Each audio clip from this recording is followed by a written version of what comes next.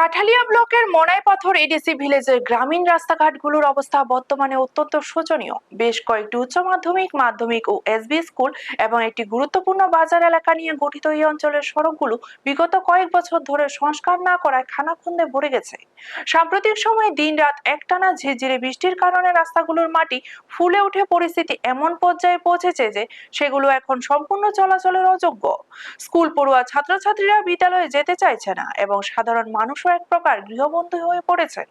রাস্তার এই চরম দুরবস্থার কারণে স্থানীয় বাণিজ্যিক এলাকাগুলিতেও মানুষের যাতায়াত থমকে গেছে, যা এলাকাবাসীকে এক অভূতপূর্ব ভোগান্তির মুখে দাঁড় করিয়েছে। দীর্ঘদিন ধরে অবহেলিত এই সড়কগুলোর বেহাল দশা ও প্রশাসনের উদাসীনতা নিয়ে বর্তমানে ভুক্তভোগী জনগণের মনে তীব্র ক্ষোভ ও হতাশার সৃষ্টি হয়েছে। Bureau report, news Tatkal 24। আজকে Monaipathar ADC village, Kathalia RD block, Monaipathar to Monaipathar Bazar to কুরলাপাড়া পর্যন্ত এখানে প্রায় 1000 উপরে বসবাসকারী পরিবার, 60 থেকে 50 পরিবার উপরে আছে।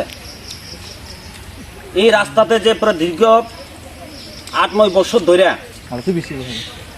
আগে যে শোলিং আসলো, এরপরে যে রাস্তাটা যেভাবে এরম বানিয়ে রাস্তা যেভাবে সাইকেল বাইক মানুষ যদি স্কুলে যারা ছাত্রছাত্রীরা স্কুলে বৃষ্টি যদি আয়া পড়ে আর স্কুলে যাইতে পারে না স্টুডেন্টরা, এবং যে কোনো রুগী এরুমের দিন গেছে। আমরা এখানে এই 2-1 দিন আগে একজন রুগী আসলো, এই রুগীর গাড়ি যাইতে হবে না আমরা রাস্তা দিয়া, এবার বাজার পর্যন্ত আমরা কানে ইয়ে করে বাজার পর্যন্ত আইনে দেওয়া লাগে।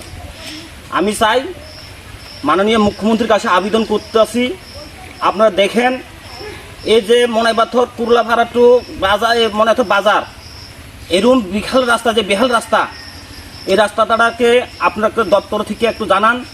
আপনার কাছে আমি অনুরোধ, মাননীয় মুখ্যমন্ত্রীর কাছে একটা অনুরোধ জানাই, এই রাস্তাটা একটু দেখেন।